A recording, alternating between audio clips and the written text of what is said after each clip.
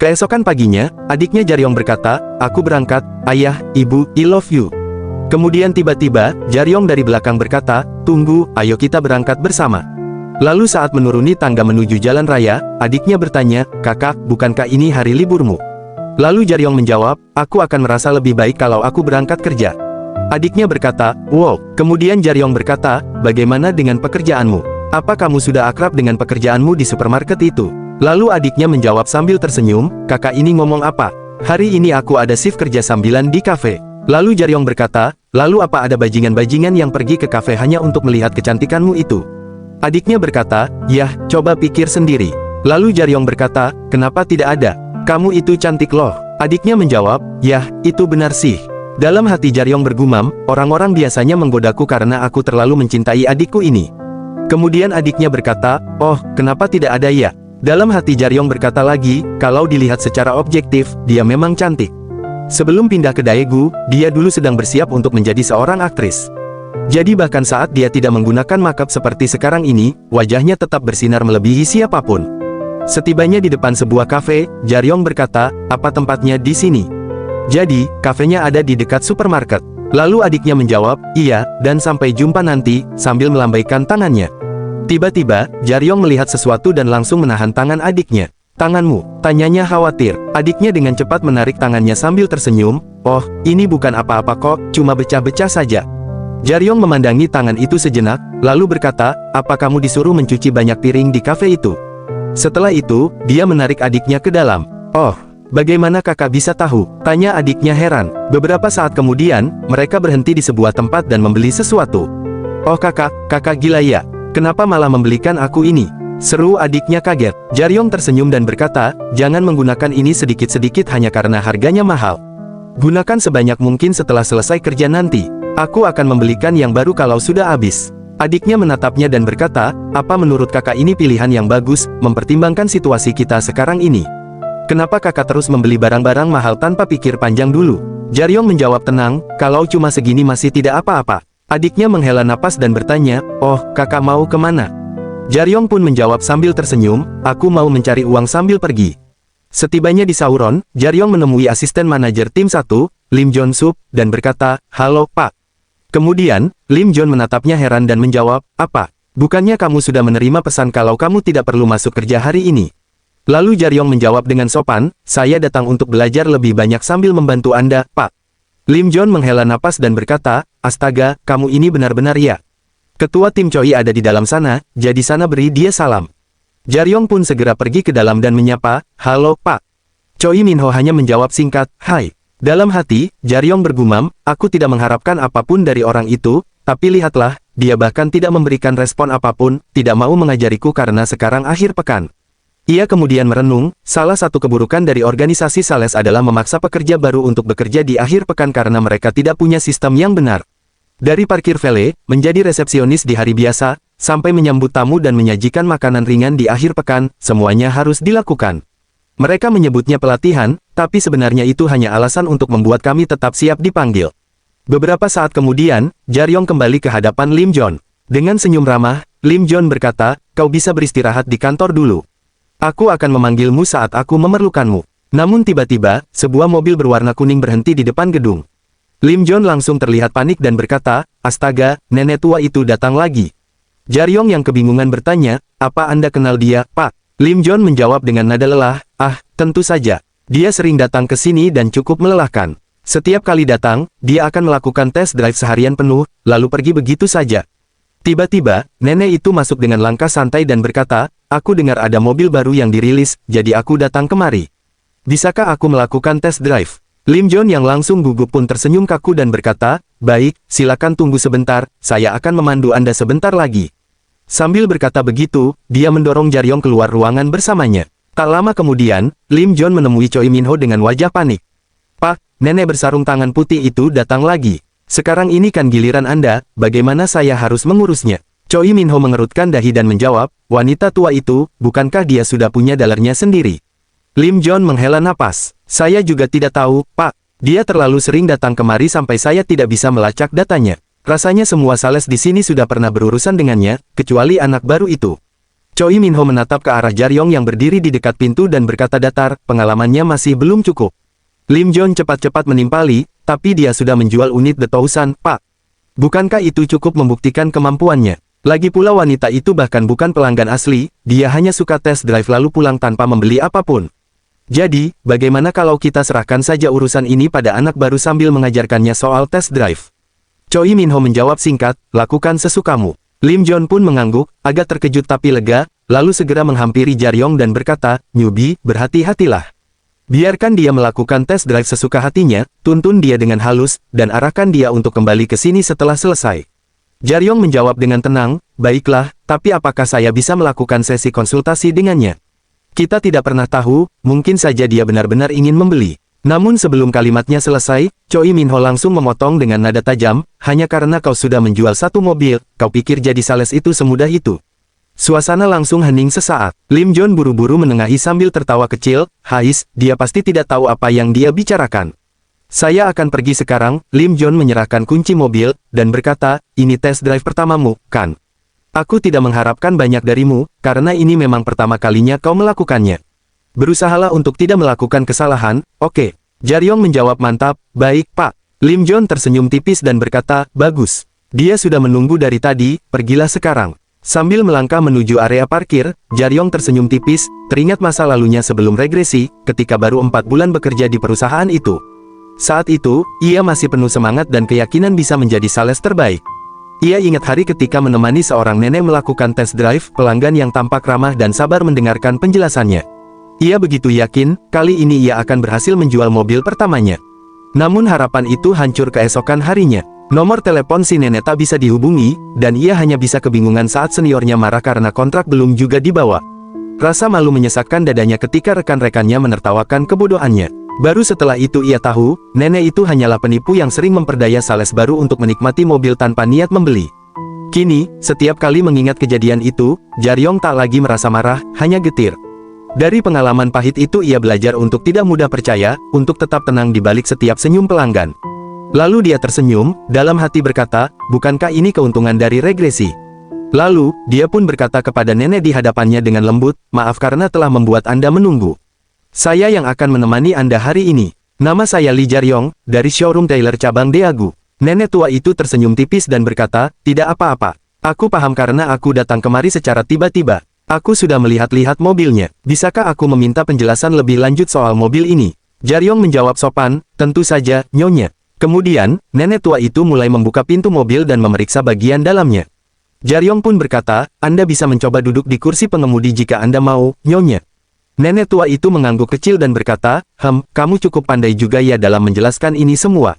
Dan juga, mobil ini cukup luar biasa. Jaryong tersenyum dan menjawab, saya rasa Anda akan tahu lebih banyak tentang mobil ini saat melakukan test drive nanti.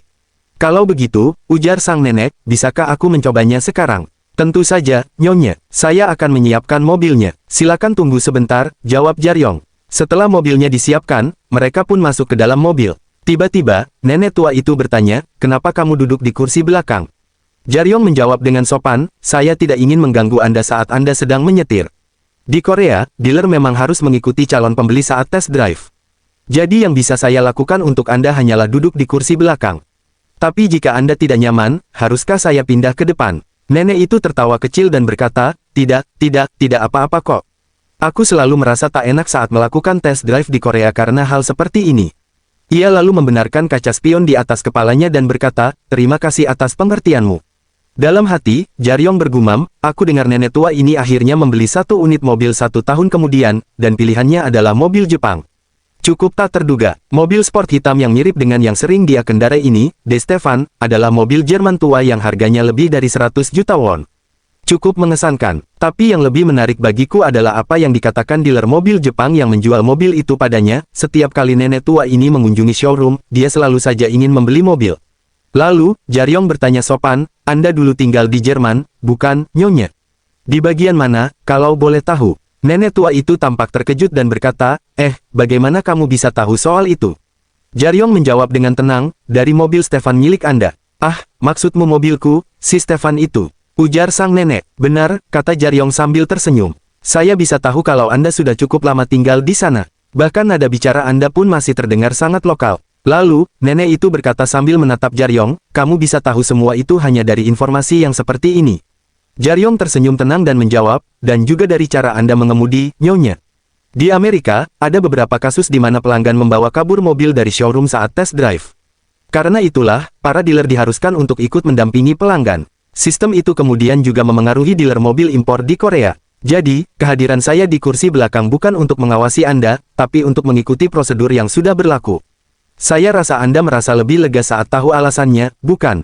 Dan saat saya menjelaskannya, Anda terlihat cukup senang mendengarnya. Dari sanalah saya bisa memahami Anda. Nenek tua itu tersenyum sambil menggeleng pelan, mengagumkan. Aku sendiri bahkan tak merasa sudah memberitahumu sebanyak itu. Jaryong menatapnya sopan dan berkata, dari awal sampai akhir test drive nanti, saya berjanji untuk tetap tenang demi kenyamanan Anda. Anda bisa mengemudikan mobil ini sebebas yang Anda mau. Setelah selesai, barulah kita kembali ke showroom. Dalam hati, Jaryong bergumam, dia bukanlah pelanggan yang mudah untuk dihadapi, karena dia tidak pernah menunjukkan apa yang sebenarnya dia inginkan. Tapi ada satu alasan mengapa seseorang datang ke showroom untuk membeli mobil. Kadang kami, para sales, sering melupakan hal itu. Berkat caraku memahami perasaannya, nyonya tua ini akhirnya mulai membuka diri dan bertanya hal-hal kecil. Melalui percakapan ini, aku membuatnya merasa dipahami dan dihormati. Jika aku tidak menjelaskan niatku tadi, dia pasti akan mengira aku duduk di kursi belakang karena malas menemaninya. Sedikit lagi, batin Jaryong dengan yakin. Ayo ungkap semua kartu yang dia pegang, satu persatu. Di depan showroom, Lim John yang melihat Jaryong duduk di kursi belakang menatap dengan wajah terkejut. Bajingan gila itu, kenapa dia duduk di kursi belakang? Apa dia sudah kehilangan akal? Gumamnya dengan nada heran bercampur kesal. Sementara itu, Jaryong hanya diam dan bergumam dalam hati, nyonya tua ini memang bukan pelanggan yang mudah diajak bicara. Saat sesi konsultasi pun, dia sulit untuk membuka diri. Tapi jika aku berpikir dari sudut pandangnya, mungkin dia bersikap begitu karena tidak terbiasa menolak sesuatu secara langsung. Meski begitu, dia selalu datang kembali ke showroom, seolah ada alasan kuat di balik semua itu. Aku penasaran, apa yang membuatnya ingin mengganti mobil sampai harus menahan rasa malu sebesar itu. Tak lama, nenek tua itu menoleh dan berkata, bolehkah aku memutar musik? Tentu saja, nyonya, jawab Jaryong sopan. Aku punya satu CD musik di tasku. Bisa tolong ambilkan, ucapnya sambil tersenyum. Jaryong pun mengambil CD itu dan berkata sambil melihat sampulnya, ah, ini cukup enak. Air on the G-string, benar. Nenek itu menatap kagum. Kamu tahu musik klasik juga? Jaryong menjawab santai, musik ini pernah diputar di sebuah film, jadi saya masih mengingatnya. Film romantis yang menceritakan dua karakter yang berkomunikasi lewat walkie-talkie, melintasi waktu. Nenek tua itu tertawa kecil, wah, aku juga menonton film itu. Benar, lagu ini memang diputar di sana. Kalau kamu suka film, kamu juga pasti tahu lagu ini. Jaryong tersenyum sambil mengedipkan mata, oh, tentu saja saya tahu. Mereka berdua lalu berkata bersamaan, Moon River, dari film Breakfast at Tiffany's. Suasana di dalam mobil pun mencair, diselimuti tawa kecil dan nada lembut dari musik klasik yang mengalun. Dalam hati, Jaryong merasa lega. Syukurlah, dia memutar lagu yang juga ku kenal. Untuk menjadi sales yang berpengalaman, kau harus punya wawasan yang luas, bisa bicara tentang apa saja agar mampu menyentuh hati pelanggan. Kadang, obrolan kecil seperti ini justru membuat hubungan terasa lebih dekat.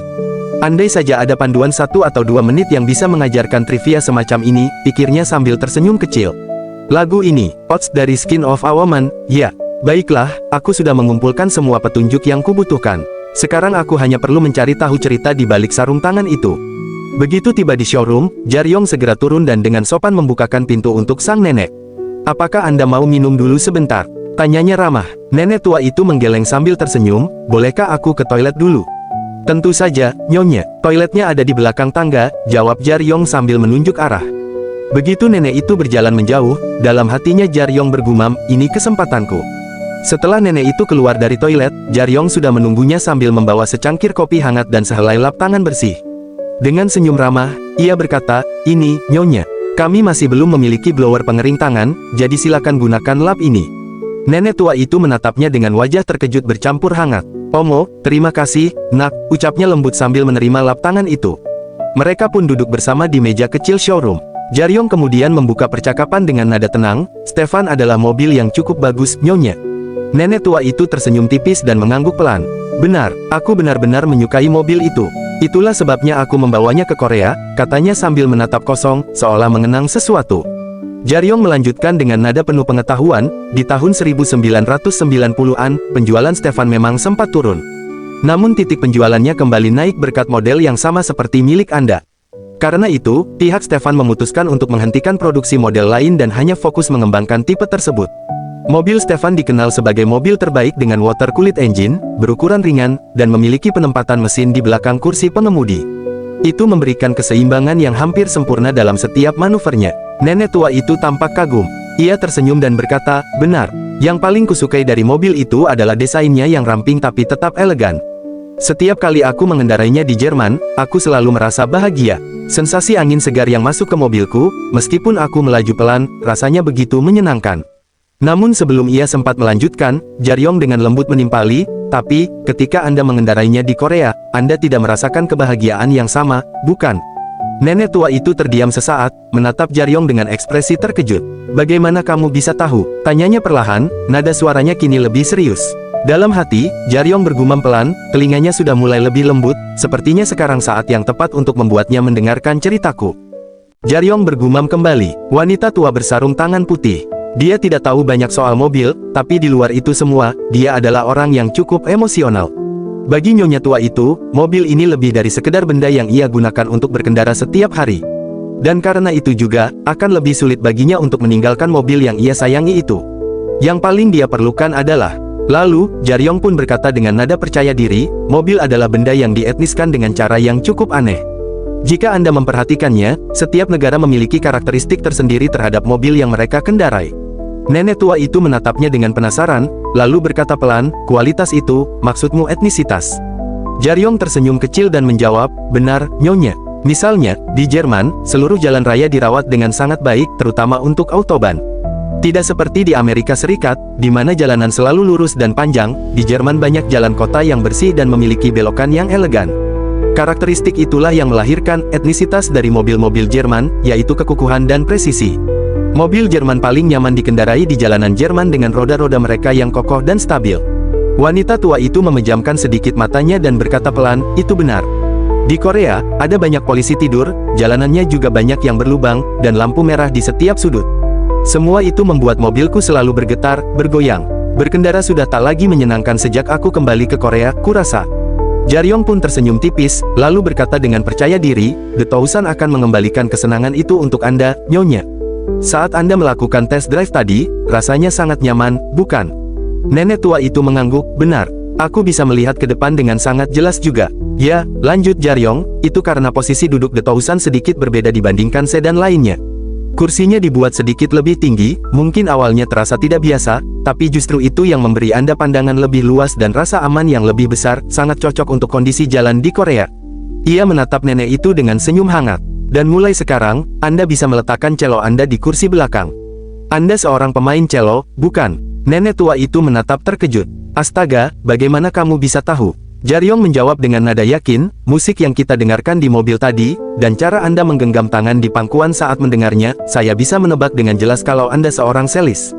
Biasanya, Anda menaruh cello itu di kursi sebelah saat menyetir, dan pasti merasa tidak nyaman karena getaran mobil, benar?"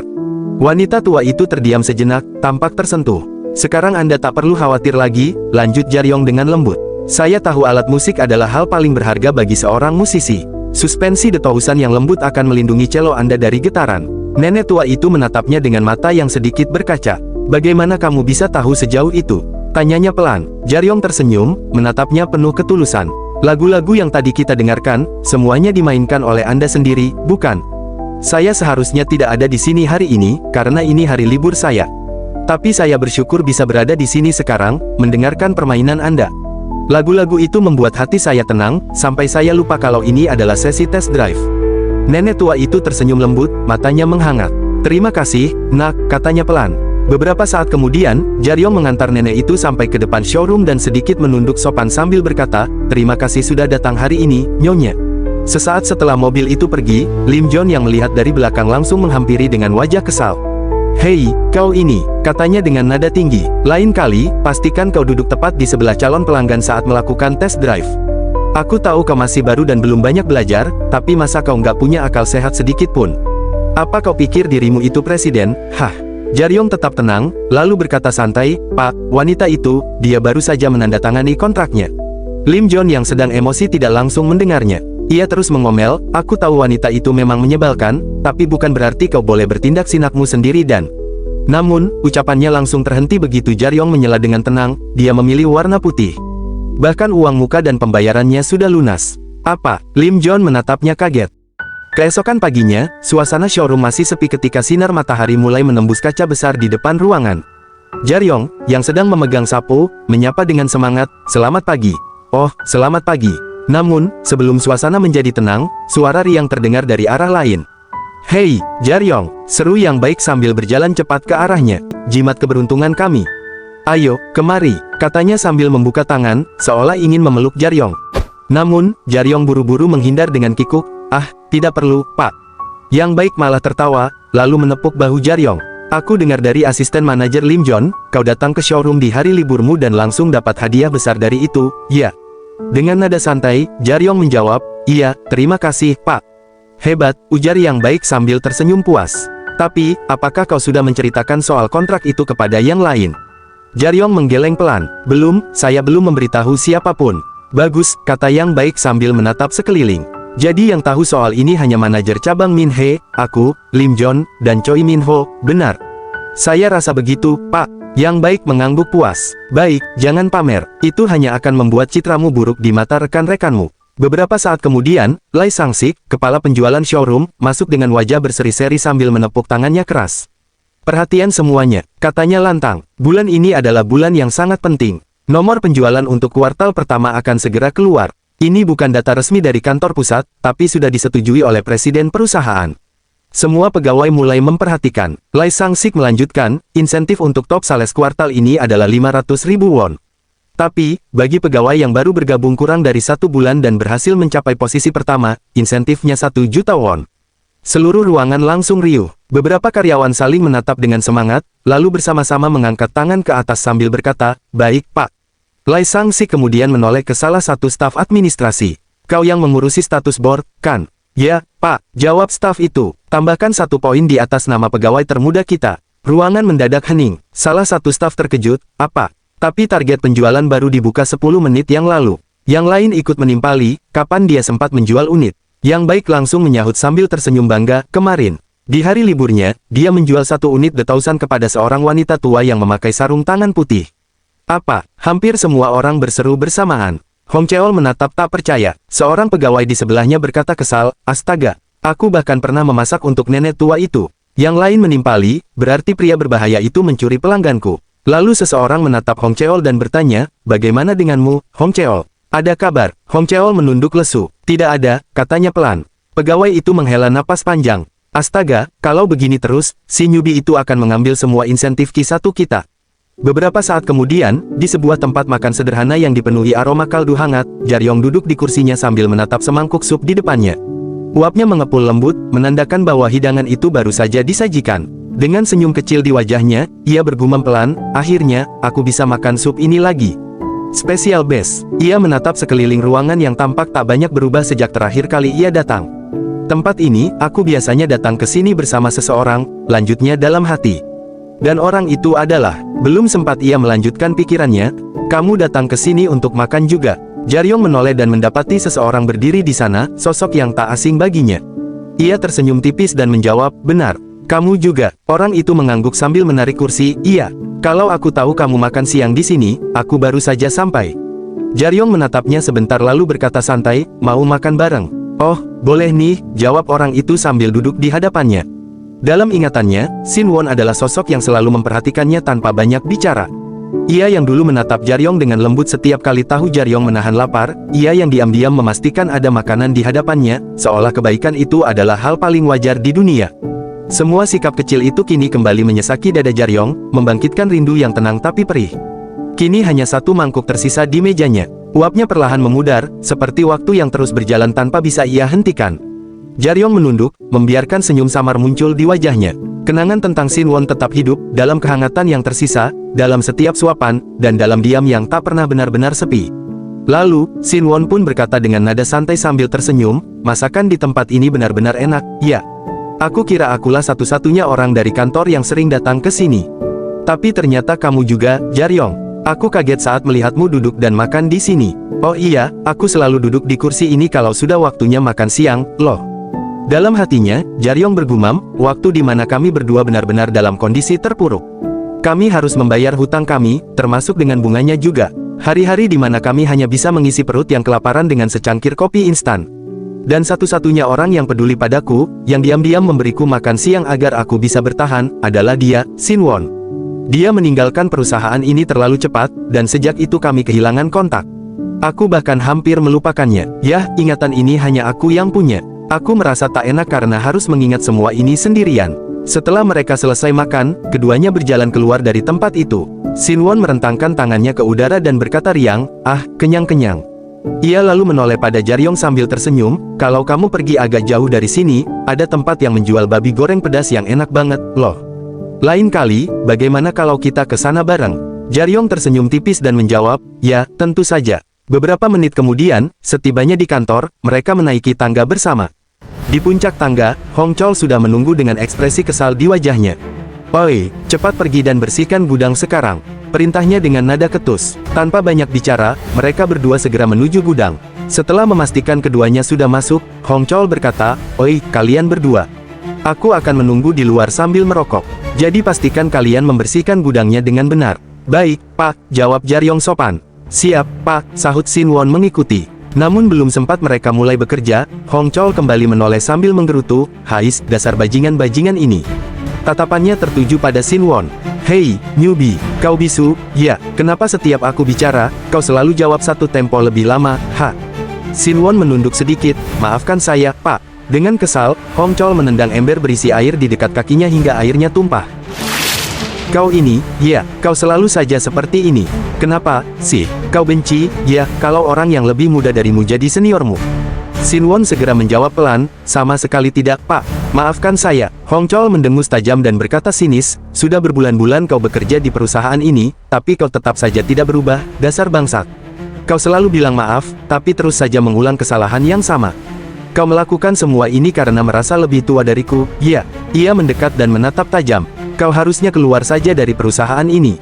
Kalau kau keluar, aku akan memanggilmu kakak." Jaryong yang sedang sibuk membersihkan gudang sambil memeras kain pel, bergumam dalam hatinya, "Hong Chol, dia masih sama seperti dulu. Tak berubah sedikit pun. Hobinya membuli orang lain, benar-benar menyedihkan." Ia menghela napas pelan dan kembali berpikir, "Kupikir-pikir lagi, aku rasa aku pernah mendengar kata-kata itu di kehidupanku yang dulu. Aku tahu rasanya dipermalukan seperti Sinwon sekarang. Aku juga dulu jadi target buliannya. Saat itu, aku tidak bisa memenuhi target penjualan, caraku mencari pelanggan pun masih kasar dan ceroboh. Aku benar-benar tidak tahu apa-apa. Hari-hari waktu itu, benar-benar sial." Tiba-tiba, suara Hong Chol memecah lamunan itu. Dengan nada sinis dan keras, ia berkata, "Oi, newbie. Hanya karena kau menjual 2 mobil, kau pikir kau sudah hebat. Kau merasa berhak jadi sombong, ya? Hati-hatilah, aku akan menghancurkanmu." Perlahan, Jaryong berhenti mengepel dan menatap lurus ke arah Hong Chol dengan pandangan tajam. Tatapannya penuh ketenangan, tapi juga tekanan yang kuat. Ia kemudian melangkah mendekat perlahan. Dengan nada tenang tapi tegas, ia berkata, "Staf senior Hong Chol." Hong Chol sedikit terkejut. "Apa?" jawabnya dengan nada tinggi, namun matanya tampak gugup. Dalam hatinya ia bergumam, "Astaga, aku baru sadar kalau tubuhnya sebesar ini." Sekarang dia berdiri begitu dekat, auranya benar-benar mengintimidasi. Jaryong tetap menatapnya dalam-dalam lalu berkata dengan suara mantap, "Jika aku bisa menjual mobil lebih banyak darimu, apakah aku boleh merasa sedikit bangga?" Hong Chol terdiam sejenak sebelum menjawab dengan tawa mengejek, "Apa? Kau bilang apa barusan?" Jaryong tidak terguncang. Ia melanjutkan dengan nada datar namun penuh keyakinan, "Di akhir periode kuartal ini, para karyawan baru yang bekerja kurang dari 1 tahun hanyalah kita bertiga, benar. Hingga hari ini, kau baru menjual 2 mobil, begitu juga denganku. Jadi, bagaimana kalau kita bertaruh?" Hong Chol menyipitkan matanya dan berkata sinis, wah, omong kosong macam apa ini?" Namun sebelum ia bisa melanjutkan, Jaryong berkata dengan santai, sambil sedikit tersenyum, "Tenang saja, taruhan ini cuma untuk bersenang-senang, kok."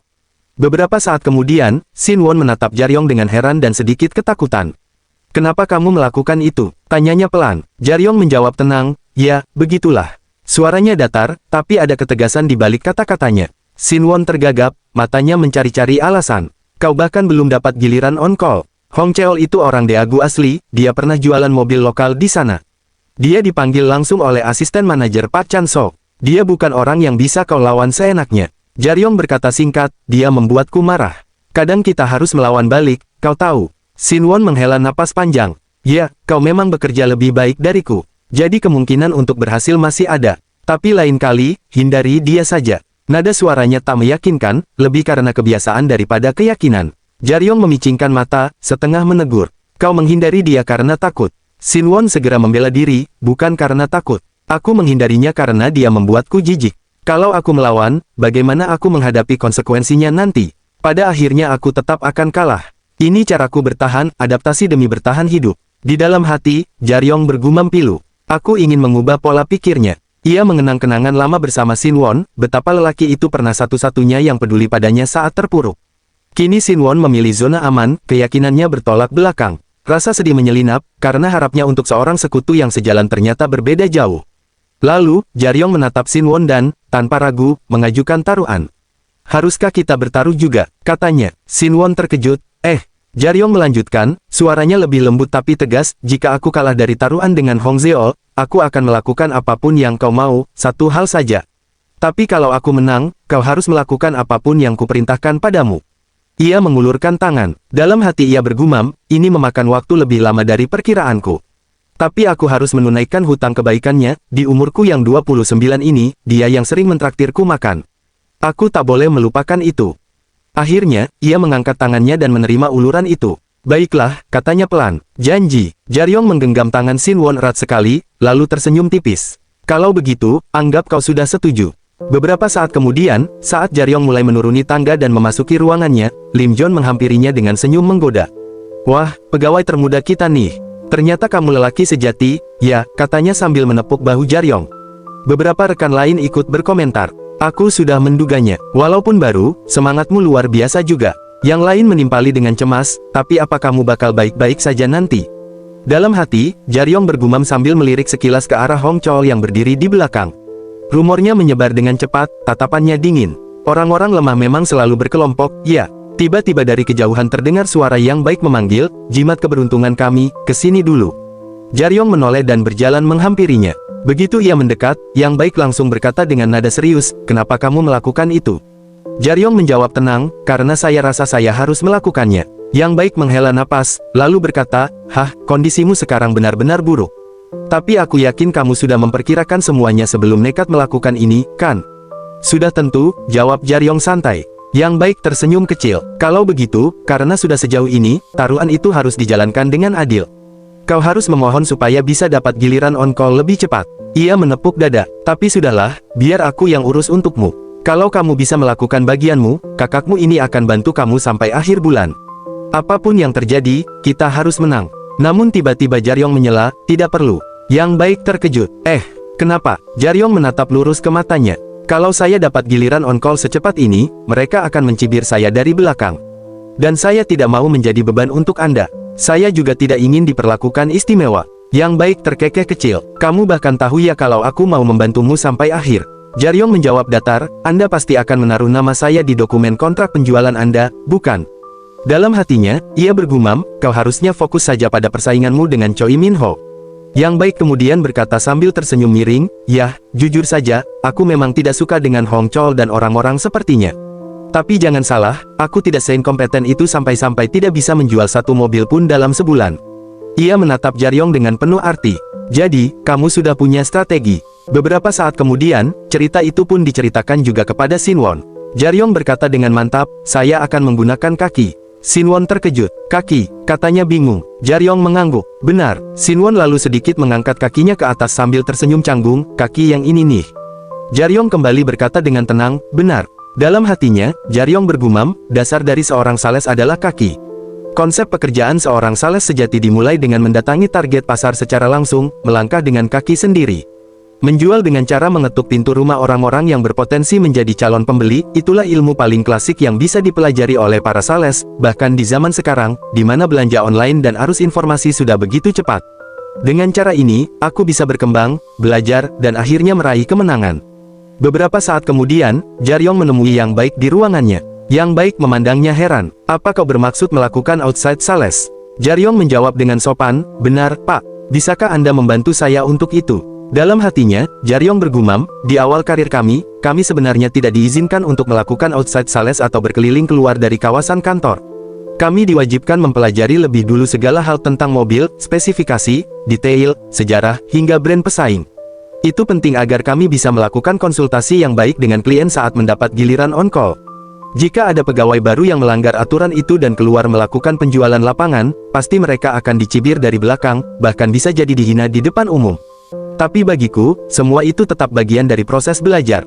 Kemudian ia menatap Yang Baik dan berkata dengan yakin, bisakah saya melakukan itu? Yang Baik menatapnya sejenak, lalu tersenyum kecil dan menjawab, aku akan mencetak kartu bisnismu minggu ini.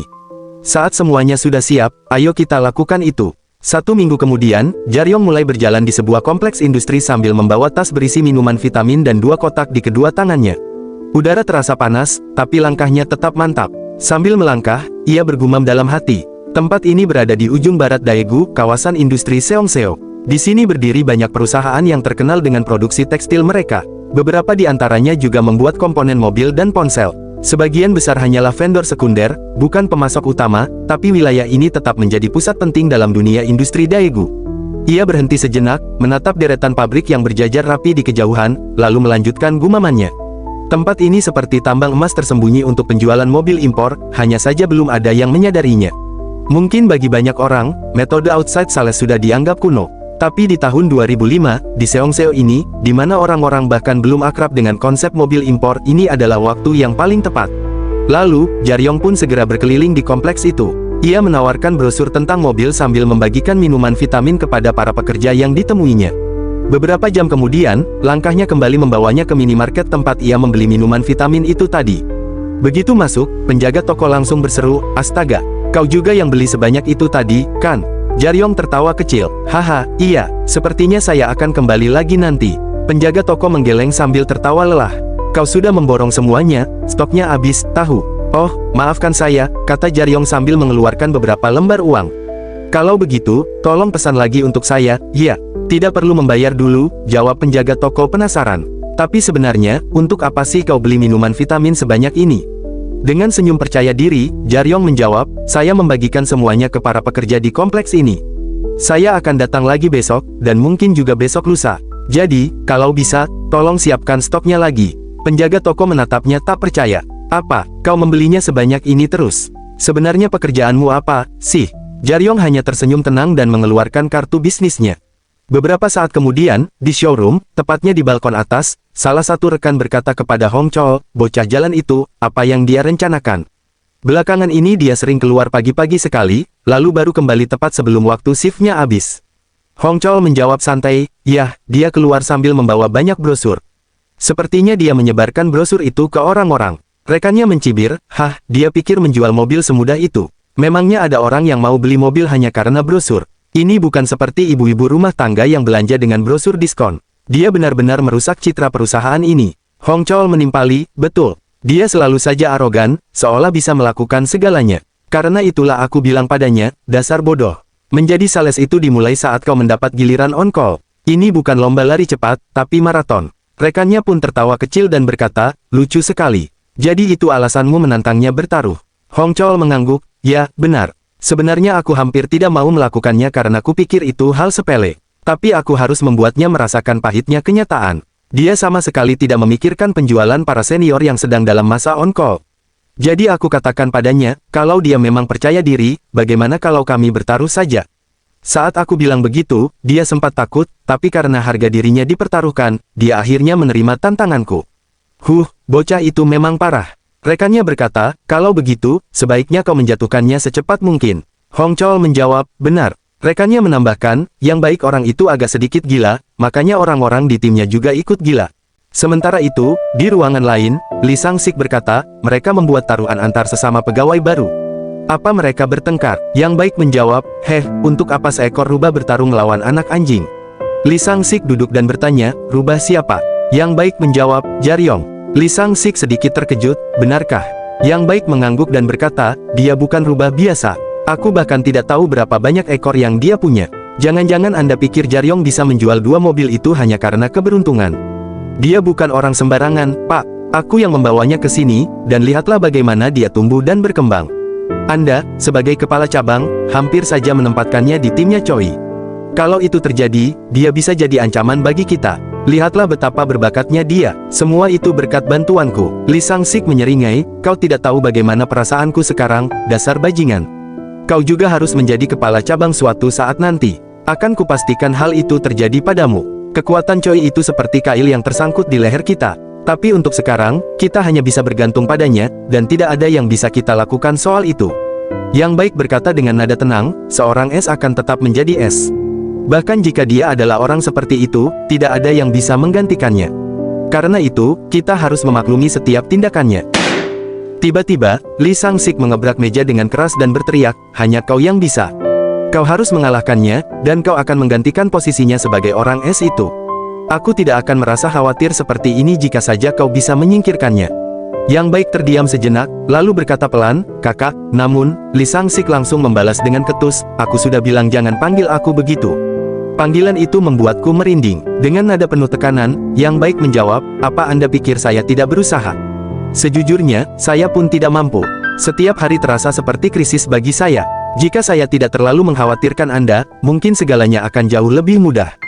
Tapi saya tahu seperti apa Anda, Pak. Anda bukan tipe orang yang akan menjatuhkan seseorang demi keuntungan pribadi. Saya sungguh ingin membantu Anda, tapi saya tidak bisa berbuat apa-apa jika tidak ada yang terjual, meskipun saya sudah berusaha sekuat tenaga. Lee Sang-sik menarik napas panjang, Hadeh, ini semua salahku. Akulah sumber masalahnya. Ia kemudian mengambil sebungkus rokok dari saku jasnya dan menyerahkannya kepada Yang Baik.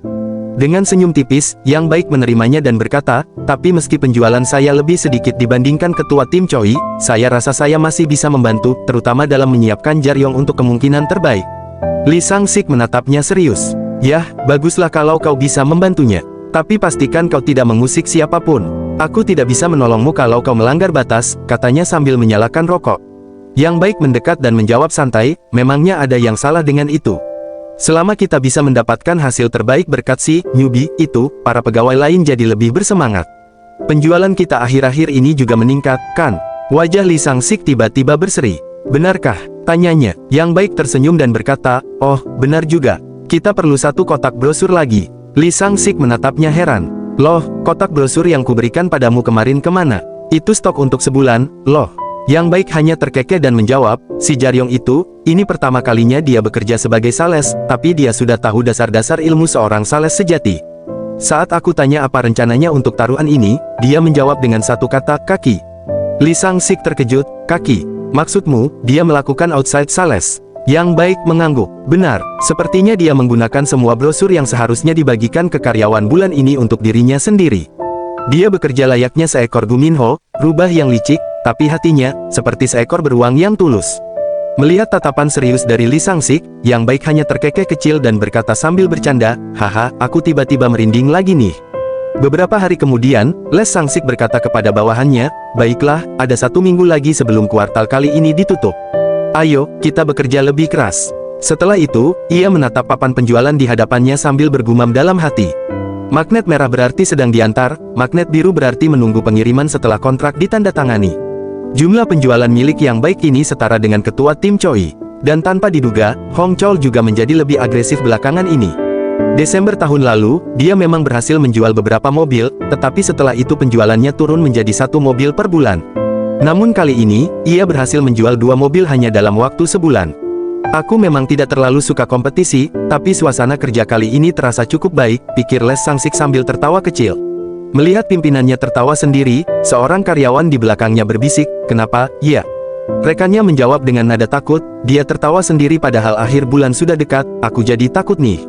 Karyawan lain menimpali, oh, jadi sudah mau akhir bulan, ya? Seseorang juga menambahkan sambil menatap papan target di depan mereka, sepertinya total penjualan kali ini cukup stabil. Hong Chol sudah berhasil menjual 2 unit mobil. Kemudian, yang lain bertanya, kalau begitu, bagaimana dengan pegawai termuda kita?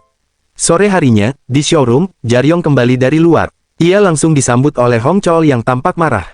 Woi, pegawai baru, kemana saja kau selama 2 bulan terakhir ini? Berhentilah melakukan hal-hal aneh dan mulai bekerja di kantor. Karena kau, staf senior Shin jadi dapat beban kerja tambahan. Namun Shin Won segera menimpali, tunggu pak.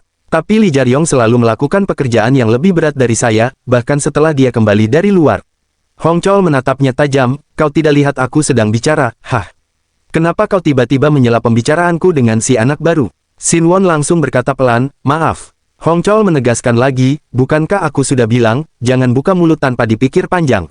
Saat Jaryong mulai berjalan menjauh, Hong Chol kembali berteriak dari belakang, hei, mau kemana kau? Aku masih bicara denganmu. Jaryong menoleh dengan tatapan tajam dan berkata dingin, memangnya itu penting? Hong Chol terkejut. Aku tanya, lanjut Jaryong, apakah ucapanmu itu penting atau tidak? Aku punya jadwal test drive setelah ini, jadi aku harus segera ke sana. Hong Chol menahan amarahnya, bajingan. Kau bahkan belum dapat giliran on-call test drive. Kau gila, ya. Namun Jaryong tetap tenang, aku sudah dapat izin dari ketua tim yang baik, dan aku mengambil hari di mana tidak ada karyawan lain yang punya jadwal test drive. Hong Chol hendak bicara lagi, tapi Jaryong segera menimpali sambil berjalan pergi, jika tidak ada lagi yang ingin kau sampaikan, maaf, tapi aku harus berangkat sekarang. Dalam hati, Hong Chol mengumpat, dasar bajingan sialan. Aku tidak bisa membalas perkataannya itu. Ia berteriak lagi, cara kerja sales tidak seperti itu. Tak peduli sekeras apa kau menyebarkan brosur itu, kau pikir ada orang yang mau membeli mobil darimu, hah? Ia tertawa mengejek, kau seharusnya berhenti sebelum merusak nama baik perusahaan ini. Setidaknya minta maaf sekarang. Namun Jaryong menjawab dengan suara dingin, apapun yang ingin kau katakan, ayo bahas nanti sambil makan bersama. Itu bisa saja terjadi bulan ini, kalau kau bisa memenangkan taruhan ini. Setelah berkata begitu, Jaryong pun pergi meninggalkan showroom. Hong Chol yang menahan amarah menendang dinding dan berteriak, bangsat. Dalam hatinya, ia bergumam, test drive. Hah, bukan berarti orang-orang itu akan langsung membeli mobil darinya. Tapi, bagaimana bisa dia melakukannya? Selama 3 minggu terakhir, tanpa absen 1 hari pun, Jaryong terus berkeliling menyebarkan brosur ke berbagai tempat. Ia membawa tas berisi minuman vitamin dan tumpukan brosur mobil yang selalu habis setiap kali ia kembali ke kompleks industri. Dengan tekun, ia menjalankan strategi pemasaran langsung, cara klasik yang jarang digunakan lagi di era modern. Ia tidak memohon perhatian, melainkan menarik perhatian orang lewat ketekunan dan pendekatannya yang ramah. Suatu siang, Jaryong tampak sedang menjelaskan spesifikasi sebuah mobil kepada sekelompok pekerja. Salah satu dari mereka membuka bagasi mobil dan berseru kagum, ternyata benar-benar luas. Bisa muat banyak tas golf, nih. Jaryong tersenyum dan menjawab dengan tenang, benar, Pak. Bagasi ini bisa menampung hingga 6 tas golf. Pria itu memandangnya curiga, 6 tas. Kau bercanda, mana mungkin muat sebanyak itu? Sebelum Jaryong sempat menjawab, rekannya yang berdiri di samping ikut menimpali, bos, dia ini sudah datang ke sini tiap hari. Orangnya rajin dan tangguh, saya rasa dia nggak mungkin berbohong. Jaryong hanya menunduk sedikit, tetap menjaga sikap hormat. Pria itu lalu masuk ke dalam mobil dan meneliti interiornya. Harganya berapa tadi? Tanyanya. 30 juta won, Pak, jawab Jaryong cepat. Kalau dibanding Dayun, berapa? Sahut rekannya. Sekitar 60 juta won, jawab salah satu dari mereka. Pria itu terkejut, ini mobil Amerika, kan? Kok bisa lebih murah dari sedan lokal? Dalam hati, Jaryong bergumam. Seorang sales sejati tidak boleh memohon agar orang membeli, tapi harus membuat mereka penasaran. Begitu rasa tertarik muncul, pintu penjualan terbuka dengan sendirinya. Ia tahu, di tahun 2005, brand Tyler memang belum dikenal luas, tapi justru disitulah peluangnya. Tyler bukan merek premium, namun memiliki keunggulan pada harga dan desain interior yang terlihat lebih mewah dibanding mobil lokal di kelas yang sama. Usahanya mulai membuahkan hasil. Strategi outside sales yang ia jalankan terbukti efektif, wajahnya kini mulai dikenal oleh para pekerja di kawasan industri Seongseo. Bahkan tanpa papan iklan, nama dan senyumannya sudah menjadi promosi tersendiri. Pria yang tadi meneliti mobil akhirnya berkata mantap, aku mau yang ini. Mobilnya bagus, nggak ada fitur aneh-aneh yang nggak perlu. Jaryong mengangguk sambil mengangkat jempol, pilihan yang bagus Pak. Namun belum sempat ia menulis data pesanan, salah satu rekannya memprotes, hei, yang hitam itu aku tandai duluan. Gila kau, kata si bos, aku yang pilih duluan. Ya sudah, ambil yang putih saja. Sama bagusnya, balas si rekan. Kalau begitu, kau saja yang ambil putih. Seru si bos, membuat suasana jadi ricuh. Di tengah perdebatan itu, seorang pria lain mendekati Jaryong dan berbisik, kasih aku yang warna hitam, ya. Uangnya akan kutransfer langsung. Yang bayar duluan, dapat barang dulu kan. Jaryong tersenyum sopan, benar, Pak. Beberapa saat kemudian, di showroom pusat, suasana tampak sibuk. Di ruang kerja, para staf sibuk mengangkat telepon dan mencatat pesanan. Salah satu dari mereka berbicara cepat sambil menulis di buku catatan, sudah dikonfirmasi, ya. Baik, pembayarannya masuk. Mobilnya akan segera dikirim. Oke, pesanannya sudah diterima. Setelah menutup telepon, ia menarik napas lega. Kerja bagus, katanya pada rekan di sebelahnya. Di sudut ruangan, Yang Baik duduk sambil memperhatikan semua aktivitas itu. Ia tersenyum tipis, lalu menoleh ke arah stafnya yang bernama Wonyo, panggilnya pelan. Iya, Pak, ada apa? Jawab Wonyo sambil berdiri tegak. Tambahkan 3 penanda lagi di papan laporan penjualan, ucap Yang Baik tenang namun tegas. Baik, Pak, jawab Wonyo sambil segera menempelkan 3 penanda tambahan di papan putih besar yang menampilkan jumlah mobil terjual. Tiba-tiba, salah satu staf bertanya dengan heran, Pak, ada kontrak baru lagi. Rekannya di sebelah ikut menimpali, 3 mobil sekaligus, iya. Yang Baik tersenyum lebih lebar. Bukan aku, katanya santai, itu hasil kerja Jaryong. Catat 3 penjualan atas namanya. Ruangan mendadak hening sejenak. Hong Cheol, salah satu staf senior, menoleh cepat dan berseru, apa? 3. Yang Baik menatapnya sambil tertawa kecil. Heh, Hong Cheol, gimana ya ini, mampus deh kamu. Pada malam harinya, di showroom, Jaryong pun memasuki kantor. Tiba-tiba, dia langsung disambut oleh Yang Baik yang berkata, Jimat, keberuntunganku, kerja bagus. Jaryong bertanya, Anda masih belum pulang? Yang Baik menjawab, tentu saja belum. Kamu juga baru pulang sekarang. Mana bisa aku pulang duluan kalau kamu belum pulang? Dalam hati, Jaryong bergumam, bukannya dia biasanya langsung pulang. Jam pulangnya kan sudah sejak jam 6 tadi.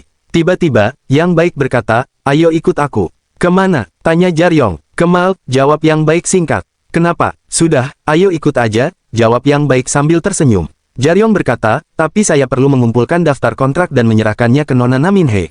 Yang Baik menjawab sambil tertawa kecil, Hais, kau pikir sekarang jam berapa? Binhe pasti sudah pulang, lakukan saja besok pagi. Ayo cepat, malnya sebentar lagi tutup. Mereka pun naik ke mobil dan berangkat. Setibanya di depan mal, dalam hati, Jaryong bergumam, ini kan tempat kerjanya Jahyun. Lalu mereka masuk ke dalam mal. Saat sampai di ruangan yang penuh dengan sepatu, Yang Baik melihat sepatu hitam dan berkata, ukuran sepatumu berapa? 43, jawab Jaryong. Benar, tapi, belum sempat dia melanjutkan, Yang Baik sudah berkata kepada karyawan di sana, bolehkah kami coba yang ini? Karyawan itu menjawab, silakan, saya akan ke sana sebentar lagi. Yang Baik menolak, tidak usah, kami bisa sendiri. Lalu Yang Baik mengambil sepatu itu dan langsung mencocokkan ke kaki Jaryong. Jaryong terkejut, apa yang Anda lakukan? Yang Baik menjawab sambil tersenyum, aku benar-benar bangga padamu. Jadi aku akan memberikan sepatu ini untukmu, supaya kamu bisa bertarung dengan lebih baik lagi. Jaryong pun langsung berkata, tidak, terima kasih. Anda tidak perlu melakukan ini. Sepatu saya sudah cukup kok. Tiba-tiba, Yang Baik langsung menunduk, mengangkat kaki Jaryong, lalu memasangkan sepatu itu sambil berkata, dasar, kau ini perlu punya banyak pilihan sepatu dan memakainya secara bergantian setiap hari supaya awet. Jaryong berkata cepat, tunggu, saya bisa melakukannya sendiri. Namun Yang Baik tetap melanjutkan, sambil mengikat tali sepatu itu. Sepatu kulit adalah yang terbaik, tahu. Kamu perlu punya setidaknya 2 pasang sepatu kulit, karena kakimu sering berkeringat dan mengeluarkan panas. Kalau sepatunya dipakai terus-menerus, bahkan yang kualitas terbaik pun bisa rusak. Saat wajib militer saja, mereka memberi 2 pasang sepatu tempur, kan? Setelah selesai, Yang Baik menatapnya dan tersenyum puas. Sudah kuduga bakal cocok. Ih, tampan banget deh, cimen keberuntungan kami, katanya sambil menepuk bahu Jaryong. Ia kemudian merangkul Jaryong sambil berkata dengan santai, proporsi badanmu itu benar-benar bagus. Jadi kamu pakai apa saja, tetap bakal cocok. Jaryong tersenyum canggung. Saya merasa membebani Anda dengan ini, Pak. Yang Baik segera menarik Jaryong berdiri di depan cermin, lalu berkata dengan nada serius. Jaryong, aku akan memenangkan persainganku dengan ketua tim Choi bulan ini. Di antara aku dan dia, tidak ada lagi yang bisa kami ambil. Tapi, kakakmu ini merasa termotivasi setelah melihat pegawai termuda kami yang terus bekerja di luar kantor untuk melakukan outside sales. Jadi, aku juga ikut turun ke lapangan menyebarkan brosur. Aku merasa itu akan berhasil. Ia tersenyum sambil mengingat sesuatu, dan ternyata benar. Kemarin ada orang yang menghubungiku untuk membeli mobil. Aku akan memasukkan kontraknya besok. Kalau mereka jadi pelanggan terakhirku, aku bisa mengalahkan ketua tim Choi bulan ini. Dan insentif kuartal sebesar 5 juta won juga akan jadi milikku. Ia menepuk bahu Jaryong sambil tersenyum hangat. Jadi, jangan anggap ini sebagai beban, oke. Anggap saja ini hadiah dariku. Dalam hati, Jaryong bergumam. Bantuan, kebaikan, hal-hal seperti itu tidak pernah kurasakan di hidupku yang dulu. Selama bertahun-tahun bekerja dengannya dulu, yang ku tahu hanya namanya saja. Kami kebetulan berada di tim yang sama dan sempat agak dekat sebelum dia pindah kerja dari Daegu ke Seoul. Yang Baik yang ku kenal waktu itu, bagaikan layangan tanpa benang. Kemudian pikirannya kembali ke masa lalu, ke hari sebelum ia regresi. Di sebuah meja yang dipenuhi minuman, Jaryong berkata, Anda bisa saja langsung pindah kerja, kan? Anda tidak harus terus berada di Daegu. Yang Baik menjawab sambil menuangkan minuman ke gelasnya. Kak Le Sangsik sudah tidak di sini lagi. Jadi kalau aku juga pergi, Song dan Hong akan kesusahan. Dan kamu juga, katanya dengan nada pelan. Mengingat itu, Jaryong bergumam. Hari di mana kami tidak punya apapun, selain harga diri kami. Lalu resepsionis berkata, totalnya jadi 5.200.000 won. Tanpa banyak bicara, Yang Baik langsung mengeluarkan kartu dari dompetnya. Namun sebelum ia sempat menyerahkannya, Jaryong menahan dari belakang dan berkata pelan. Sudah saya duga, Pak, ini terlalu mahal. Tapi Yang Baik tidak menghiraukannya. Ia langsung memberikan kartu itu sambil tersenyum. Kau ini selalu memakai sepatu yang sama. Lihat, bagian hitamnya sudah rusak semua. Kalau terus dipakai, jempolmu bisa kelihatan. Sebagai seorang dealer, kau harus tampil rapi. Setelah kasir memproses pembelian, Yang Baik menatap Jaryong dengan semangat. Berpakaianlah sepadan dengan nama brand yang kau wakili. Kau juga harus memperbaiki penampilanmu sendiri. Ia menyerahkan bungkusan sepatu itu. Nih, pakai ini. Jaryong menerima dengan hati-hati. Terima kasih, katanya pelan. Namun Yang Baik menahan, eits, tunggu dulu. Lepas sepatumu, tinggalkan saja di sini untuk diperbaiki. Sekarang, pakai yang baru dulu. Ia pun berjongkok, mulai membuka sepatu yang dikenakan Jaryong. Sedikit gugup, Jaryong bertanya, kenapa Anda selalu baik pada saya? Yang Baik berhenti sejenak, lalu tersenyum tipis. Karena aku bisa melihat kerja kerasmu. Jaryong mengernyit. Apa maksud Anda? Aku sering memperhatikanmu, jawab Yang Baik pelan. Kau terus bekerja keras setiap hari, seperti kuda yang tak pernah berhenti. Aku bahkan bisa melihat bagian belakang sepatumu yang mulai mengelupas. Meski begitu, kau tetap memakainya setiap hari. Kau sudah menjual beberapa unit mobil, bahkan sudah dapat gaji. Tapi belum juga membeli sepatu baru. Ia menarik napas perlahan, lalu menatap Jaryong penuh arti. Jadi, aku tahu pasti ada alasan di balik semua itu. Dan aku rasa, setidaknya, aku harus mengurusmu sebagai kepala tim. Kemudian ia tersenyum hangat. Anggap saja ini investasi dariku untukmu. Tidak seaneh yang kamu pikir, kan? Paham. Jaryong pun mengangguk pelan. Baiklah kalau begitu. Beberapa saat kemudian, Yang Baik kembali berkata, tunggu di sini ya. Sepatumu yang lama akan kutitipkan di tempat reparasi dulu. Jaryong hendak menahan, akan saya lakukan sendiri, seharusnya. Namun belum sempat ia menyelesaikan kalimatnya, Yang Baik sudah bergegas pergi dengan langkah cepat. Jaryong hanya bisa berdiri di tempat, menatap punggungnya yang menjauh. Dalam hati, ia bergumam lirih. Di kehidupanku yang dulu, rasanya seperti neraka, dan aku takkan kembali ke sana, dan umurku yang masih 27 tahun ini, perlahan mulai sembuh. Keesokan harinya, suasana di showroom tampak tegang. Di dalam ruangan, Hong Cheol berdiri dengan wajah tertunduk di hadapan Choi Minho. Maafkan saya, Pak, ucapnya dengan nada menyesal. Namun Choi Minho hanya memandang tajam dan berkata dengan nada tinggi, kau pikir kata maaf saja cukup? Hong Cheol mencoba menegakkan bahunya. Saya akan bertanggung jawab atas semua ini, ujarnya lirih. Bagaimana caramu mengambil tanggung jawab? Hah? Apa kau mau mengembalikan insentifku? Apa kau pikir kau bisa melakukan itu? Bentaknya. Hong Cheol menelan ludah, lalu menjawab, tapi, bukankah Anda sudah sepakat untuk menolong saya, Pak? Choi Minho mendengus sinis. Aku membantumu karena kau bilang tak bisa menanggung akibat dari tindakanmu. Tapi sekarang lihat hasilnya. Aku sudah memberimu kesempatan, bahkan memberimu kontrak yang seharusnya milikku. Dan dengan semua itu, kau masih kalah dari anak baru sialan itu.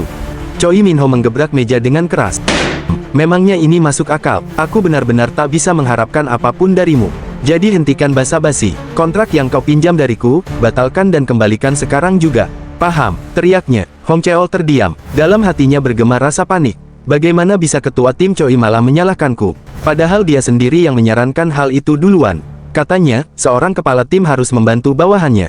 Kenapa semuanya berbalik begini? Apa ini salahku? Tiba-tiba matanya menatap ke arah Jaryong yang berdiri di pojok ruangan. Apa ini gara-gara dia? Pikirnya dengan geram. Namun sebelum suasana makin panas, pintu ruangan terbuka dengan keras. Lee Sang-sik masuk sambil berseru, semua, perhatian. Besok lusa presiden akan datang dari Seoul. Kosongkan semua jadwal kalian untuk besok. Seisi ruangan langsung panik. Salah satu karyawan berbisik, oh tidak, kalau begini bisa-bisa kita mati. Yang lain menimpali, padahal aku baru mulai minum herbal untuk stres. Astaga, kenapa kalian malah bereaksi begitu? Kali ini dia datang karena performa kita membaik, jadi jangan menangis seperti anak kecil.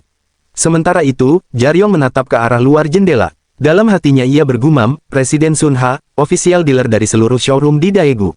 Seorang mega dealer yang memiliki 7 showroom, dan pemilik brand Tyler, di bawah naungan Hongsin Motors. Cucu termuda dari pemilik grup Hongsin, perusahaan besar yang selalu masuk jajaran 50 teratas Korea. Seorang penggila performa dengan pola pikir elitis. Ia mengepalkan tangannya perlahan. Sepertinya, sudah tiba waktunya. Beberapa hari kemudian, di sebuah restoran malam yang cukup ramai, para anggota tim sudah berkumpul di satu meja panjang. Suasana santai tapi tetap dipenuhi rasa waspada. Tiba-tiba, salah seorang rekan mereka datang sambil bertanya, "Ketua tim Choi di mana?" Salah satu karyawan menjawab, katanya, "Dia akan datang terlambat. Masih mengurus pengiriman mobil." Orang itu lalu bertanya lagi, "Kalau ketua tim Yang?" Jaryong menjawab tenang, "Beliau pergi bersama manajer cabang untuk menjemput presiden." Mereka masih di perjalanan dari stasiun Daegu Timur. Pria yang baru datang itu mendengus sambil melepas jasnya dan duduk. "Hah, setiap kali dengar kata presiden, rasanya perutku langsung mual." Suasana seketika diselimuti tawa kecil, tapi tak berlangsung lama. Tanpa banyak bicara, Jaryong mengeluarkan sebotol minuman kecil berwarna hijau dan menyerahkannya padanya. Pria itu tertegun sejenak, lalu tertawa kecil. "Oh, ini kan, hei, anak baru, aku benar-benar tersentuh." Seorang rekan lain ikut menimpali, "Ngomong-ngomong, apa kau sudah pernah bertemu presiden kita sebelumnya? Kok bisa kau tahu harus menyiapkan ini?" Jaryong tersenyum santai, "Aku cuma berjaga-jaga saja. Beberapa hari lalu, aku dengar manajer cabang menyinggung soal kebiasaan beliau." Pria itu mengangguk, "Bagus sekali, terima kasih ya." Beberapa saat kemudian, suasana restoran mendadak menjadi lebih tegang ketika Presiden Sun Ha tiba. Dengan senyum lebar dan langkah percaya diri, ia masuk ke ruangan dan berkata ramah, "Wah, sudah lama kita tidak bertemu, ya." Serentak, semua orang di ruangan itu berdiri dan menundukkan kepala. "Selamat malam, Pak," ujar mereka hampir bersamaan. Sun Ha terkekeh kecil, "Astaga, kalian ini terlalu berlebihan. Aku sudah bilang kan, kalau aku belum datang, makan saja dulu." Ia melambai santai, "Ayo, duduk semuanya." Setelah ia duduk di kursinya, suasana pun kembali tenang. Sepertinya sudah sekitar 3 bulan sejak terakhir kali kita berkumpul begini," ucapnya sambil menatap satu persatu wajah di hadapannya. "Bagaimana kabar kalian? Baik-baik saja, kan?" Beberapa karyawan langsung bergegas menyusun gelas-gelas di atas meja. Sun Ha tersenyum, lalu mengambil botol minuman di depannya. "Baiklah," katanya, "haruskah kita mulai sekarang?" Ia menuangkan minuman hingga penuh ke setiap gelas. "Oke, aku tidak akan banyak bicara," ujarnya dengan nada riang. Bersulang, semua orang pun mengangkat gelas masing-masing dan meneguk isinya serentak. Sun Ha tertawa kecil setelah meneguk minumannya. "Minum 1 gelas saja tidak cukup. Ayo, kita tambah 1 gelas lagi." Ia kembali mengisi gelas-gelas yang kosong, lalu berseru, sekali lagi, bersulang. Suasana pun menjadi lebih hangat. Setelah menenggak gelas keduanya, Sun Ha menambahkan dengan senyum tipis, "Nah, sekarang lanjut ke gelas ketiga, tapi hanya untuk yang masih kuat, ya." Tiba-tiba, pintu restoran terbuka, dan Choi Minho masuk sambil membungkuk sopan. "Maaf, saya datang terlambat," ucapnya dengan nada menyesal. Presiden Sun Ha menoleh dan tersenyum kecil. "Seperti yang diharapkan dari kita," katanya sambil tertawa ringan. "Kau tetap sibuk bahkan di penghujung hari, ya?" Dalam hati, Jaryong bergumam pelan. Itu hanya akting. Tidak mungkin Choi Minho datang terlambat hanya karena mengantarkan 1 mobil. Lihat saja, dasinya sedikit miring, bajunya sengaja dikeluarkan sedikit dari celana, dan tas kerjanya tebal. Dia ingin semua orang berpikir kalau dialah orang yang paling sibuk dan paling rajin di seluruh Daegu. Sun Ha kemudian berkata sambil menuangkan minuman ke gelas di depan Choi Minho. "Baiklah, kami baru saja akan minum gelas ketiga, jadi kau harus segera menyusul kami." Choi Minho tersenyum, menerima gelas itu, dan bersulang bersama yang lain. Setelah meneguk minumannya, Sun Ha menatapnya dengan nada setengah khawatir. "Tidakkah kau bekerja terlalu keras belakangan ini? Kau juga harus menjaga kesehatanmu, tahu?" Choi Minho tertawa kecil, "Hahaha, tidak juga, Pak. Saya masih banyak kekurangan." Lalu Sun Ha tersenyum sambil menatap sekeliling meja. "Tidak masalah bekerja keras, tapi jangan lupa juga untuk beristirahat sesekali," ujarnya dengan nada ramah. "Kau tahu, ketua tim yang di sini juga bekerja sangat keras." Choi Minho segera menundukkan kepala sedikit dan menjawab dengan sopan, "Saya akan bekerja lebih keras lagi bulan depan, Pak." Sun Ha tertawa kecil sambil menggeleng. "Ah, astaga, jangan merasa terbebani begitu," katanya, lalu mengangkat gelasnya. "Baiklah, sekarang karena kita sudah hadir, bagaimana kalau kita angkat gelas ketiga? Tapi tentu saja, hanya untuk yang ingin minum." Dalam hati, Jaryong bergumam pelan, apakah kalimat terakhir itu benar-benar perlu diucapkan? Kemudian, Sun Ha menatap ke arah Jaryong. "Oh iya, karyawan baru kita," katanya sambil tersenyum ramah. "Namamu tadi siapa?" "Lee Jaryong, bukan?" Jaryong segera menunduk sopan. "Benar, Pak." Sun Ha mengangguk puas. "Senang bertemu denganmu. Selamat datang di Tyler. Aku berharap bisa bekerja sama denganmu dengan baik." "Terima kasih, Pak," jawab Jaryong dengan sopan. Dalam hati, Jaryong bergumam, "Kali ini, dia menanyakan namaku di pertemuan pertama kami." Ingatan masa lalunya pun kembali berputar. Di kehidupannya yang dulu, Presiden Sun Ha pernah bertanya kepadanya dengan nada tenang, "Lai Jaryong, sudah berapa lama kamu bekerja di sini?" Sudah 3 tahun, Pak, jawab Jaryong saat itu. Sunha menatapnya datar dan berkata, 3 tahun, aku bahkan tidak pernah melihatmu, padahal kamu sudah bekerja selama itu. Dengan nama seunik itu, seharusnya kamu bisa lebih menonjol.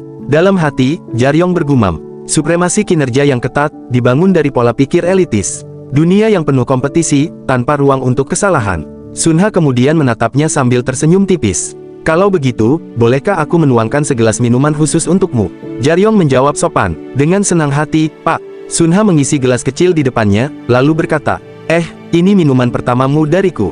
Bukankah seharusnya kau menerimanya dengan gelas yang lebih besar? Jaryong tersenyum kecil. Menurut saya, gelas ini sudah cukup. Dalam hati, ia kembali bergumam. Tentu saja aku harus minum soju dari gelas soju. Melihat caranya terus minum seperti ini, sepertinya dia hanya bermain-main. Baru 30 menit, tapi suasananya sudah seperti pesta. Sunha tertawa kecil dan berkata, kau punya kepribadian yang cukup unik. Ya, sepertinya kau selalu mengatakan apa yang kau pikirkan. Ya, Anda benar, Pak, jawab Jaryong tenang. Haha, kau benar-benar menarik. Hebat juga, baru 2 bulan bergabung, tapi sudah berhasil menjual 5 mobil, ujar Sunha sambil menuangkan minuman lagi. Kalau begitu, khusus untuk Jaryong, ayo kita bersulang dengan gelas soju. Karena bagiku, ini juga gelas soju. Jaryong tersenyum, lalu berkata, kalau begitu, izinkan saya menuangkan segelas untuk Anda juga, Pak. Sebagai tanda terima kasih, mereka pun mengangkat gelas dan meneguk minuman bersama. Setelah itu, Sunha menatapnya lebih dalam. Kau bilang ini pengalaman pertamamu sebagai seorang sales, bukan? Benar, Pak, jawab Jaryong sopan. Kalau begitu, untuk seseorang tanpa pengalaman, kemampuanmu cukup luar biasa. Apa kau sudah mendapatkan tugas panggilan lebih awal? Sebelum Jaryong sempat menjawab, yang baik segera menimpali. Tidak, Pak, dia belum pernah mendapat tugas panggilan. Ini baru bulan kedua, dan sesuai peraturan internal, karyawan baru-baru bisa mendapatkannya di bulan ketiga. Lalu, Sunha menatap ke arah Lesang Sik dan berkata, tidak bisakah kita memberi orang ini tugas panggilan mulai bulan depan? Lesang Sik berpikir sejenak, lalu menjawab, sepertinya itu tidak masalah, Pak. Sunha tersenyum puas. Kalau begitu, sudah ditentukan, ujarnya mantap. Kemudian, ia menatap Jaryong dengan rasa ingin tahu. Ayahmu juga seorang pebisnis atau semacamnya? Kau tampak cukup berpengalaman. Jaryong menjawab tenang, tidak, Pak, saya baru tiba di Daegu tahun ini. Saya hanya cukup beruntung saja. Benarkah? Kata Sunha sambil tersenyum samar. Bukankah sulit melakukan penjualan, terutama secara langsung? Ia pun mengambil botol minuman dan menuangkan isinya ke gelas Jaryong. Dalam hati, Jaryong bergumam. Dia selalu bicara seperti ini. Selalu membuat orang lain berada dalam posisi sulit. Namun tanpa ragu, Jaryong menerima gelas itu dan meneguknya perlahan. Setelah menaruh kembali gelas di meja, ia berkata dengan tenang. Jika kita melakukannya dalam skala kecil, maka itu disebut penjualan. Tapi jika kita melakukannya dalam skala besar, maka itu adalah bisnis. Saya masih banyak kekurangan, Pak, tapi saya bekerja di sini dengan pikiran bahwa ini adalah bisnis saya sendiri. Sunha menatapnya dalam diam, sementara suasana di meja menjadi hening sesaat. Kemudian, Jaryong tersenyum kecil dan berkata, ini sama sekali tidak sulit. Bolehkah saya menuangkan Anda 1 gelas lagi, Pak? Sunha menatap Jaryong, lalu berkata pelan, baiklah, lakukan saja. Mereka pun kembali mengangkat gelas dan meminumnya bersama. Di sisi lain, beberapa karyawan yang memperhatikan dari kejauhan hanya bisa saling pandang dengan wajah heran. Sunha tersenyum dan berkata, biarkan aku yang melakukannya. Namun Jaryong langsung menjawab sopan. Tentu, jika Anda tidak keberatan, saya akan menuangkan untuk Anda 1 gelas lagi. Sunha mengangguk ringan. Lakukan, angkat gelasmu, katanya tegas. Baik, jawab Jaryong sambil mengangkat gelasnya. 1 lagi, tanya Sunha. Baik, sahut Jaryong lagi. Mereka pun kembali menenggak minuman itu berulang kali. Beberapa karyawan yang menyaksikan adegan tersebut mulai bergumam cemas dalam hati, berhenti, kau bajingan gila. Sementara itu, dalam hatinya, Jaryong bergumam. Itu benar, inilah pertunjukan sang bajingan. Inilah sosok sebenarnya dari manusia bernama Hong Sunha. Ia menatap Sunha dalam diam, lalu pikirannya melayang pada kehidupan sebelumnya. Di masa lalu, aku sangat kesulitan karena pertunjukan gilanya. Dia menyingkirkan banyak karyawan dengan cara seperti ini. Sekarang dia pasti berpikir kalau aku adalah karyawan yang kompeten, seseorang yang pantas dijaga di sisinya. Namun Jaryong menggenggam gelasnya lebih erat. Tapi tidak, kali ini, yang akan membuat keputusan akhir adalah aku. Antara menjaga generasi ketiga kebol ini di sisiku, atau membiarkannya jatuh sendirian. Ia memandangi wajah Sunha dengan tatapan tajam. Jadi, mana yang harus kupilih, Presiden Hong? Malam itu, Hong Sunha terbangun di kamar hotel yang remang dengan suara hujan di luar jendela. Kepalanya berat, ingatannya kabur setelah ronde kedua minum bersama anak baru yang kini entah kemana. Ia tersenyum miring, menertawakan dirinya yang jarang kalah oleh alkohol, Tapi malam itu justru merasa hidup kembali, seolah kembali ke usia 20-an. Melihat bayangannya di kaca, ia merenung tentang rasa, makna, dan pemberontakan kecilnya terhadap dunia yang dipenuhi kepalsuan. Beberapa jam sebelumnya, di ruang makan tertutup, ia berbincang dengan Jaryong dan manajer cabang. Dari obrolan singkat, Sun Ha menangkap sesuatu yang langka: kejujuran. Anak muda itu berbicara tenang, berani, dan tulus, membuat Sun Ha tersentuh sekaligus tertantang. Ia memutuskan bahwa hanya Jaryong yang pantas menjadi rival minumnya, seseorang yang tak sekadar tunduk, tapi juga mengerti makna keberanian dalam diam. Kini, berdiri di tepi ranjang, Sun Ha memandang lampu kota yang berpendar di bawah sana. Sebagai pewaris bungsu keluarga Hong, pemimpin kerajaan bisnis Hang Xin yang dibangun dengan darah dan ambisi, ia hidup di tengah tradisi suksesi yang kejam, tempat hanya pemenang yang diingat. Namun di balik semua kejayaan itu, ia merasakan kehampaan yang menekan dada. Dalam sepi, ia menyadari bahwa hidupnya hanyalah rangkaian kemenangan tanpa arah, dan di antara kewajiban untuk terus maju, ia bertanya dalam hati, jika bukan mati, untuk apa lagi semua ini? Keesokan harinya, di showroom yang masih sepi, Jaryong berdiri sambil memegang sapu. Televisi di sudut ruangan menayangkan berita tentang kemenangan besar anak pertama keluarga Hong, Hong Sun-il. Dalam hatinya, Jaryong bergumam pelan. Kemenangan 2 kali berturut-turut, pembersihan berdarah untuk generasi selanjutnya, pikirnya. Itu bukan sekadar berita keluarga, tapi juga bagian dari industri otomotif Hang Xin sendiri. Ia menarik napas panjang. Semua itu terasa begitu lekat di benaknya, terutama karena dia tahu, Hong Sun-il bukanlah orang yang baik. Dia menilai orang hanya dari angka, bisiknya, suaranya nyaris tak terdengar. Tapi tetap saja, dia presiden yang hebat. Begitu Hang Xin otomobil jatuh ke tangan Sun-il, segalanya berubah. Sistem insentif yang dulu memacu semangat karyawan kini diganti dengan sistem disinsentif, sistem yang menekan, mengikis motivasi perlahan-lahan. Saat itu, Jaryong sudah kembali ke Seoul, namun pikirannya tetap tertinggal di Daegu. Ia tahu, siapapun yang bekerja di cabang Tyler Daegu pasti sedang berjuang mati-matian untuk bertahan dalam tekanan baru itu. Ia berhenti menyapu, menatap layar televisi dengan pandangan kosong. Pilihan kedua, gumamnya lagi. Aku sudah punya bayangan tentang apa yang akan kulakukan, sesuatu yang mungkin akan membuat keadaan semua orang jadi lebih buruk. Namun di balik kata-kata itu, terselip keyakinan dingin. Dalam permainan keluarga yang kejam ini, Hong Sun Ha pasti akan mendapatkan keuntungan terbesar. Karena sekali lagi, hanya Jaryong yang benar-benar tahu seperti apa Sun Ha sebenarnya, seorang pria dengan kemampuan luar biasa, tapi yang akhirnya dikalahkan oleh anak pertama yang tak kompeten.